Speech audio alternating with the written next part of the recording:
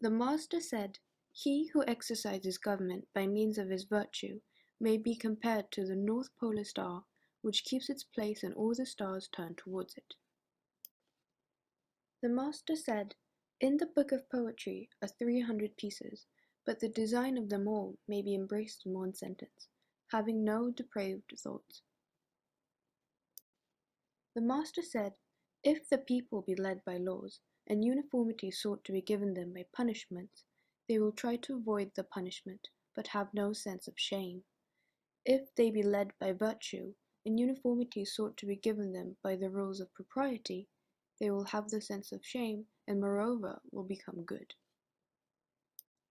The master said, "At 15 I had my mind bent on learning. At 30 I stood firm. At 40 I had no doubts. At 50 I knew the decrees of heaven. At 60 my ear was an obedient organ for the reception of truth.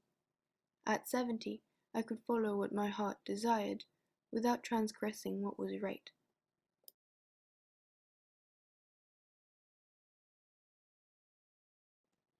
Mang Yi asked what filial piety was. The master said, "It is not being disobedient." Soon after, as Fan Chi was driving him, the master told him, saying, "Mang soon asked me what filial piety was, and I answered him, 'Not being disobedient.'" Fan Chi said, "What do you mean?" The master replied, that parents, when alive, should be served according to propriety, that when dead, they should be buried according to propriety, and that they should be sacrificed to according to propriety. Mang Wu asked what filial piety was. The master said, "Parents are anxious lest their children should be sick." Tzu Yu asked what filial piety was. The master said, "The filial piety nowadays means the support of one's parents, but dogs and horses likewise are able to do something in the way of support. Without reverence, what is there to distinguish the one support given from the other?" Che Xiao asked what filial piety was. The master said, "The difficulty is with the countenance. If, when their elders have any troublesome affairs, the young take the toil of them, and if, when the young have wine and food, they set them before their elders, is this to be considered filial piety?" The master said, "I have talked with Hui for a whole day, and he has not made any objection to anything I said, as if he was stupid. He is retired, and I have examined his conduct when away from me, and found him able to illustrate my teachings. Hui, he is not stupid." The master said, "See what a man does, mark his motives, examine in what things he rests. How can a man conceal his character? How can a man conceal his character?" The master said, "If a man keeps cherishing his old knowledge, so as continually to be acquiring new, he may be a teacher of others." The master said, "The accomplished scholar is not a utensil." Tzu Gong asked what constituted the superior man. The master said, "He acts before he speaks, and afterwards speaks according to his actions." The master said, "The superior man is Catholic and not partisan. The mean man is partisan and not Catholic."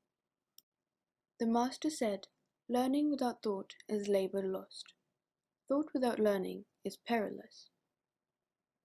The master said, "The study of strange doctrines is injurious indeed." The master said, "You, shall I teach you what knowledge is? When you know a thing, to hold that you know it, and when you do not know a thing, to allow that you do not know it. This is knowledge." Zhejiang was learning with a view to official emolument. The master said, "Hear much, and put aside the points of which you stand in doubt, while you speak cautiously at the same time of the others. Then you will afford few occasions for blame. See much, and put aside the things which seem perilous, while you are cautious at the same time in carrying the others into practice. Then you will have few occasions for repentance. When one gives few occasions for blame in his words, and few occasions for repentance in his conduct, he is in the way to get emolument." The Duke Ai asked, saying, "What should be done in order to secure the submission of the people?" Confucius replied, "Advance the upright and set aside the crooked, then the people will submit. Advance the crooked and set aside the upright, then the people will not submit." Chi Kang asked how to cause the people to reverence their ruler, to be faithful to him, and to go on to nerve themselves to virtue. The master said, "Let him preside over them with gravity, then they will reverence him. Let him be final and kind to all, then they will be faithful to him. Let him advance the good and teach the incompetent, then they will eagerly seek to be virtuous." Someone addressed Confucius, saying, "Sir, why are you not engaged in the government?" The master said, "What does the Shu Ching say of filial piety? You are final, you discharge your brotherly duties. These qualities are displayed in government. This then also constitutes the exercise of government. Why must there be that making one be in the government?" The master said, "I do not know how a man without truthfulness is to get on. How can a large carriage be made to go without the crossbar for yoking the oxen to, or a small carriage without the arrangement for yoking the horses?"